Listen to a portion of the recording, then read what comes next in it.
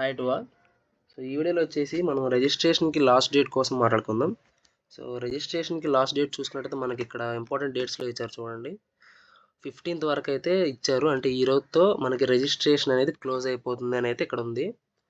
So ఒకవేళ dates extend అవుతాయా లేదా అనేది కూడా మనకి ఇక్కడే తెలుస్తుంది. ఈవినింగ్ లోపు మనకి ఇక్కడ డేట్స్ కనుక ఎక్స్టెండ్ చేస్తేనే మనకి రిజిస్ట్రేషన్కి డేట్స్ అనేవి ఎక్స్టెండ్ చేసినట్టు.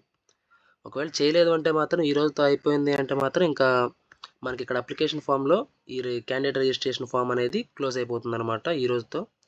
సో మనం చేయాల్సిన పని ఏంటంటే ఇంకా రిజిస్టర్ అవ్వని వాళ్ళందరూ కూడా సో ఈరోజు ఈవినింగ్ లోపు మ్యాక్సిమం రిజిస్టర్ అయిపోండి.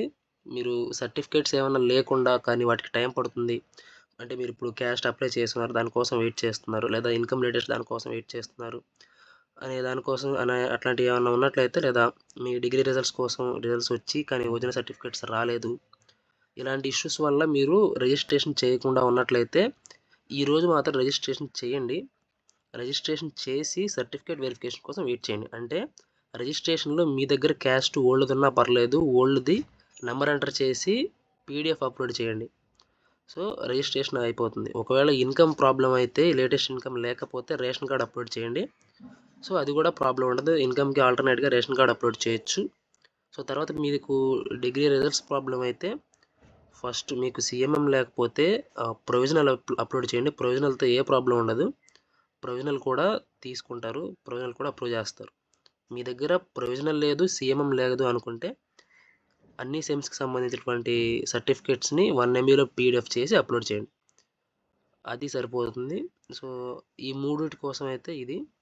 ఒకవేళ ఈ 3 కాకుండా మీరు రిజిస్ట్రేషన్ ఇంకా చూసుకోకుండా లేదనుకుంటే మాత్రం ఈరోజు ఈవినింగ్ లోపు మాత్రం రిజిస్ట్రేషన్ చేసేయండి.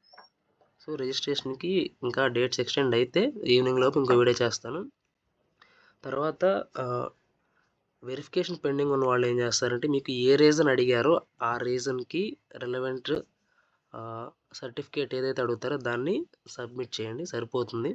మ్యాక్సిమం రేపు ఈవినింగ్ లోపు టైం ఉంది కాబట్టి సర్టిఫికేట్ వెరిఫికేషన్కి. సో రేపు ఈవినింగ్ వరకు వెయిట్ చేయండి. ఇంకా అవన్న వాళ్ళు ఎవరన్నా ఉన్నట్లయితే ఈ రేపు ఈవినింగ్ లోపు సర్టిఫికేట్ వెరిఫికేషన్ కూడా అయిపోతుంది. సో వెబ్ ఆప్షన్స్ మాత్రం ఇంకా 4 days టైం ఉంది. సో 18th వరకు టైం ఉందన్నమాట. ఒకవేళ మీరు ఎవరన్నా వెబ్ ఆప్షన్స్ పెట్టి ఫ్రీజ్ చేసి ఉంటే మీకు ఇప్పుడు 18th వరకు ఓపెన్ అవ్వదు. 18th నుంచి మీకు వెబ్ ఆప్షన్స్ అనేవి ఓపెన్ అవుతాయి. ఒకవేళ ఫ్రీజ్ చేయకపోతే మాత్రం మీరు ఎనీ టైం లాగిన్ అయ్యి చేసుకోవచ్చు, అంటే చేంజెస్ చేసుకోవచ్చు. సో ప్రజెంట్ ఇంపార్టెంట్ డేట్స్లో ఉన్న ఇన్ఫర్మేషన్ అయితే ఇదే. సో ఇది కూడా కమెంట్ సెక్షన్లో డౌట్స్ అడిగారు కాబట్టి దీనికోసం వీడియో చేయడం జరిగింది.